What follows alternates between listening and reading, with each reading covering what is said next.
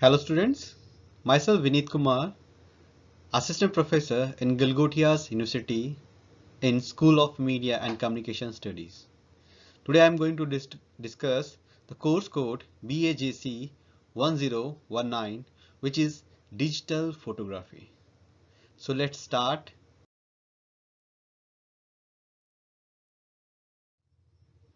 What are the objective of this course?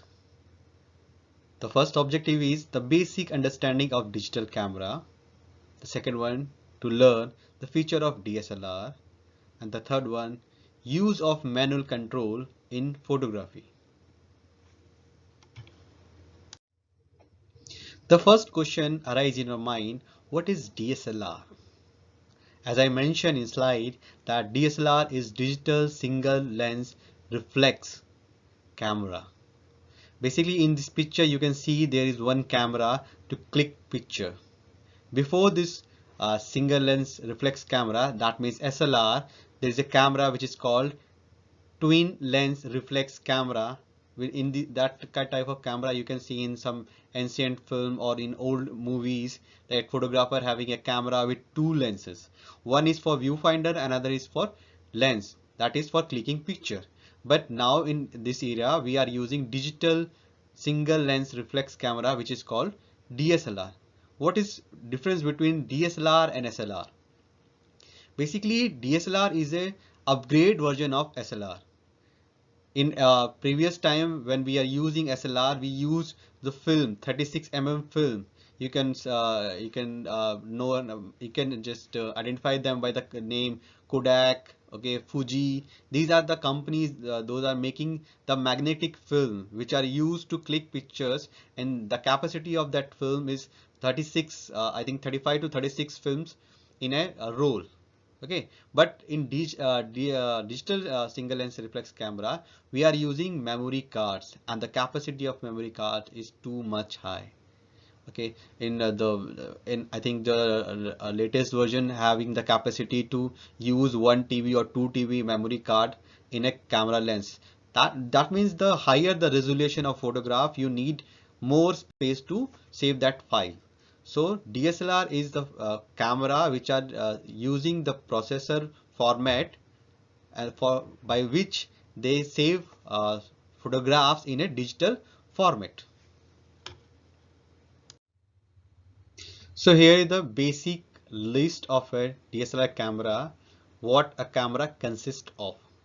Okay, so here you can see there are 8 objects I mentioned in the slide and their numbers in a camera. So let's start with one, the lens. Lens are basically a combination of mirrors which allow light to enter in the camera. Okay, from lenses light enters in a camera. The second one is reflex mirror. Reflex mirror actually basically a mirror which used to reflect light to the viewfinder. The third one is shutter. Shutter is a key, or you can say the shutter button, which allows light to enter in a camera. Image sensor. What is image sensor? Image sensor is basically you can say a sensor which is very sensitive regarding the light. So it's capture the image, or you can say it's capture the light. Focusing screen. Focusing screen is basically a screen which is used to see the image, or you can say you can focus that image with the help of that screen by touching on that screen. Nowadays we are using touching cameras, so you can touch on screen to focus that area. Okay, the sixth one is condenser lens. Condenser lens is basically used to use that light to reflect to the prism. Okay, the prism allows you to view the image. Okay, I will tell everything in a future in other slides. Okay, now but you can see in this image that light is entering here, and this mirror is reflecting this light to a prism, pentaprism, and here is a condenser lens. Condenser lens basically reduce the size of that light, or you can say that image, and that image reflect from here to here and then exit to the viewfinder. So this is a pentaprism which reflects light, and this is a viewfinder. From here you can see your subject. So this is the basic parts of a camera. We will discuss all the other parts in the future slides. How DSLR cameras work. So here you can see a person who is clicking a photograph, and here is a subject. Here is a subject. So that subject reflect in the eye point or eye view, or you can say this viewfinder. Okay, the person standing here see through this viewfinder, and the reflection of the object enters in camera through lens, and it will reflect from this mirror and went to the prism, and the prism reflects his image to the person. Now now the person set the frame and press the shutter button. Press the shutter button. When he press the shutter button, that image directly put impact on image sensor, and that image is recorded to memory card, or you can see the SD cards. Okay, so it's a very simple way of clicking photograph. Just you have to adjust a frame and click the shutter button. Which button? Shutter button. You have to click a shutter release button. That shutter release button allow the image to impose or expose on this image sensor. Okay. So here is the camera mode dial. This dial you can see in a camera on the top of this camera. This dial is used to adjust settings. Okay, but in basically people and use auto mode. So auto mode is basically a mode in which cameras set all the settings, means the aperture, the aperture, the ISO, everything according to itself. Okay, but a professional camera person always use a manual mode. That means M, the symbol M. Okay, the manual mode is allows you to change all the settings, means the all control on your hand. You can control all full camera. Okay, the manual modes control ISO, aperture, shutter speed, okay, and exposure of this camera you can control by manual mode. But the next mode S only allows, and it's symbolized for the shutter speed. So if you are using S mode, that means you have freedom to adjust only the shutter speed, and the ISO and the aperture will automatically controlled by the camera according to your shutter speed. Okay, the next mode is aperture mode, A mode. A mode is aperture mode. Basically aperture mode means that you have freedom to adjust the aperture of a camera, but the ISO and the shutter speed of that camera will adjust by the camera. Means camera automatically adjusts the shutter speed and the ISO according to your aperture. Okay, the next one is program mode. In this program mode you have freedom to adjust aperture and the shutter speed. You can change the speed of aperture and shutter speed, and ISO will adjust automatically automatically by the camera. Here we can say some symbols. Okay, these symbols are basically tells you which kind of photography you are clicking.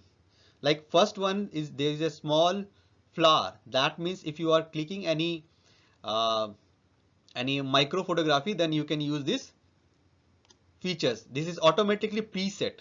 Okay, if you are clicking any micro photography, it is a preset. All settings are automatically adjust. Okay, the second one is landscape. Means if you are clicking a beauty of a nature, if you want to click, then you can use this landscape mode. This is a night mode. Okay, if you are clicking anything in a night, that means the ISO and other settings will automatically adjust according to the situation. Okay, this is a portrait mode. If you are clicking any photo of a person, so it's a portrait mode. That means it's automatically control the blur and other things of a photograph. And this is a sports mode. Means if you are clicking any sports like car racing, running, and cricket, any other thing like, so you can use this sports mode. That means it's automatically control the shutter speed of a camera, because the photograph, that means the speed always depend on the shutter speed. I will tell all other things in a next slide. So here is the first feature of a camera, which is aperture. You can read here, this aperture can be defined as the opening in a lens through which light passes to enter the camera. That means it's allow the amount of light enter in a camera. So you can see here this portion which is open, it's called aperture.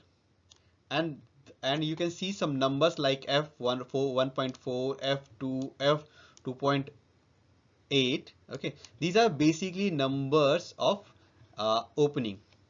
Means, but the one thing you have to know is that if the number is smaller, that means f 1.4 is smaller number, that means the size of aperture is bigger. And if the number is bigger, then the size of aperture is smaller. So it's control the light, means it's control the amount of light which enter in a camera. So it's very important to you have to know how to control the camera according to your situation. And when its light is more in outside, then the size of aperture will be smaller. If the light in your situation is outside is lesser, then the size of aperture is higher. Okay, so here is the size of aperture, and I will tell you the what is depth of field. There's two type of depth of field, means it's a range of, actually depth of field is a range. Okay, one, you can see the shallow depth of field. That means the only your subject will be in the focus. Okay, and the other is deeper depth of field. The deeper depth of field means all object in your picture, in your frame, are in focus. Okay, so here you can see this is the wider. That means I already told you that if f number is smaller, that means the opening of that aperture is wider, and the f number is larger, that means the opening of that aperture is narrow. So you can see in this image, this, if the number is smaller, that means you will get a shallow depth of field. That means only the subject will be in focus, and the other things, that means foreground and the background of this subject will be in a blur mode. But in this picture, then when the f number is bigger, the aperture size is smaller, then at that time you will get a deeper depth of field, which means this foreground and the background and the subject, all things will be in a focus. So it's a use of aperture to create a depth of field. Hope you understand, and you can see the numbers, this f1, 1.4, f2, and the size, the opening of a aperture. Okay,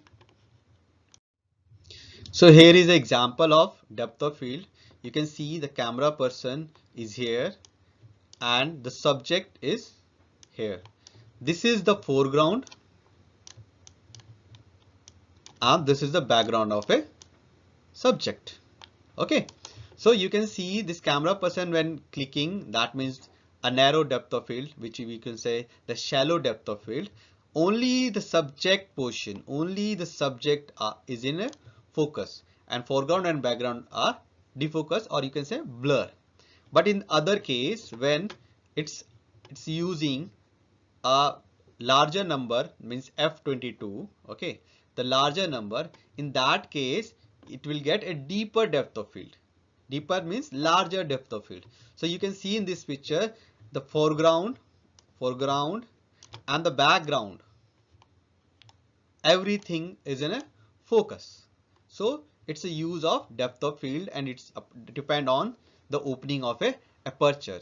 So you can understand aperture plays a very important role in a photography, and it's also a costlier, means if you want to buy a lens, as the smaller as the number of the f, that means the price of that lens is higher.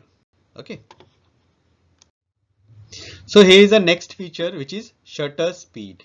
You can see in this image a bird is flying, okay, but it is captured very clearly, the water droplets and the wings of that bird.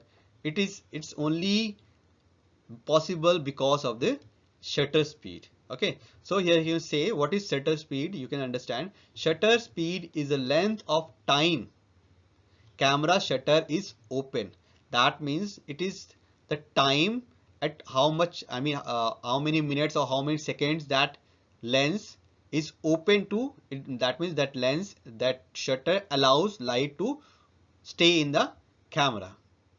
Okay, to expose, open, exposing light into the camera sensor. So it is a time duration. It's a depend on the time duration. Okay, so I will tell what other features of shutter speed in our next slide. So here you can see an example of shutter speed in a motion. You can see the shutter speed is 1. That means 1 minute. Okay, so if it is in 1 minute, that means, sorry, if it's a 1 second, okay, if 1 second, that means that image is in blur mode. It's half second, that means this kind of image, half quarter of that image, and this image in 1/1000, that means a 1000 part of 1 second. If you divide 1 second in 1000 parts, it's a 1 part of that 1000 pieces. Okay, and it's also depend on that shutter speed also change the light, or you can say control the light. The if your shutter speed is slower, then that at that area is brighter, and if the shutter speed higher, that means that that area is little bit darker. So shutter speed control two things. One is motion, another is light. So if you have to arrange this shutter speed according to your need and according to your situation.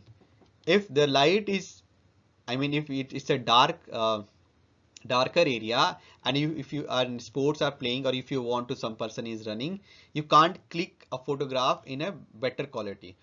For that condition, you have to use some extra lights, because lights play a very important role in a photography. If you have lesser light, then that image become blurry, that image become darker, and even the pixels of that image will break. Okay, so here is the two use of shutter speed. One is motion and another is light. So here is a combination chart of aperture and shutter speed for your understanding. If you have aperture is 2.8, that means your shutter speed should be 1 is to 500 second. If it is 4, that means 1 is to 250. If it is 5.6, that means, so as the size of aperture is decreasing, so the speed of shutter speed also decreasing. Okay, you can see aperture number 2.8, that means larger opening. If larger opening, that means your shutter should be faster. 1/500, that means faster. Okay, it is faster speed. So if the number of that aperture is increasing, that means the size of that aperture opening is decreasing. That means that shutter speed also decreasing according to the opening of aperture. Okay. So here you can see some example of shutter speed. So first example, it is 1/250 seconds. Okay, then the image is little bit darker, but the last image is 1/2, that means half of a second. That means more time of opening. Okay, so that image is brighter. You can see very clearly in this image. So it's depend which kind of photograph you want to click. If you want some darker, that means only you want to highlight light, so you can use this shutter speed. Or if you want to click a normal photograph, that means 1/30, or basically people use 1/60 and 1/40 for his photography. Okay, and if you want to create some effects, because photography is all about your creativity, how creative you are, how creatively you see the object. So it depends on your creativity. If you want this kind of image, basically this is wrong, but in other condition, if you want some foreground and background or a subject, then you can use the slower shutter speed. Okay. So here is the sum up of today's my first presentation. Okay, so let's sum up and let's recall what we learned in this presentation. First, what is DSLR? Working of a DSLR, dial of a camera, aperture, and shutter speed. Hope you all understand what I taught you, and you will do practice, because practice makes perfect. So practice is very important. Whatever I am talking, because camera is a practical thing, I am telling you in a theoretical way, but until you practice them in a camera, or until you clicking photograph, you can't understand the more detailing. So it's my request you to just do practice, just use what I told you today, or what you learn from this presentation. So here are some reference. You can use these links to just for better understanding of camera. If you have any doubt, you can just go on this website and you can learn from this website also.